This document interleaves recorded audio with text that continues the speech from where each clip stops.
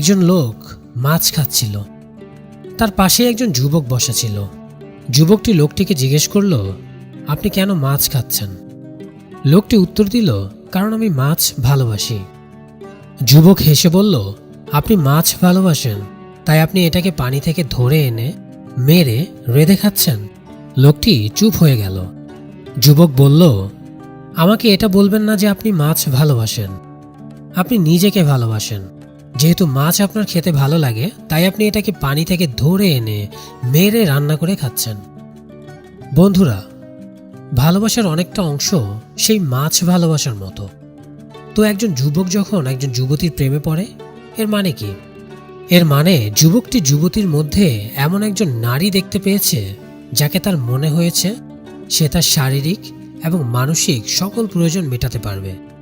আবার যুবতীটিও এই যুবকের মধ্যে এমন একজন মানুষকে অনুভব করেছে যে তার ব্যাপারে লিখতে পারে। এটা ভালোবাসা ছিল, কিন্তু দুজনই এর মধ্যে নিজেদের প্রয়োজন খুঁজছে। এটা অন্যের জন্য ভালোবাসা না। এখানে অন্য মানুষটি আমার পরিতৃপ্তির একটা বাহনে পরিণত হয়েছে। আমরা যাকে ভালোবাসা বলি তার বেশিরভাগই মাছ ভালোবাসার মতো। ভালোবাসা এমন না যে আমি কি পেতে যাচ্ছি, বরং আমি কি দিতে যাচ্ছি।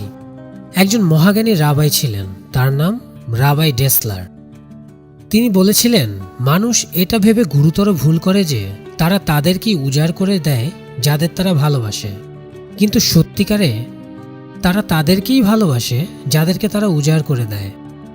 তার যুক্তি হলো, যদি আমি কাউকে, ধরুন আপনাকে কিছু দেই, তাহলে আমি আপনার মধ্যে নিজেকে অর্পিত করছি। যেহেতু আত্মপ্রেম সর্বজন স্বীকৃত, প্রত্যেকে নিজেকে ভালোবাসে, এবং যেহেতু আমার একটা অংশ আপনার অংশে পরিণত হয়েছে, তাই আপনার ভিতরে আমার কিছু অংশ রয়েছে যেটা আমি ভালোবাসি। সুতরাং সত্যিকারের ভালোবাসা হলো দেয়ার ভালোবাসা, নেয়ার ভালোবাসা না।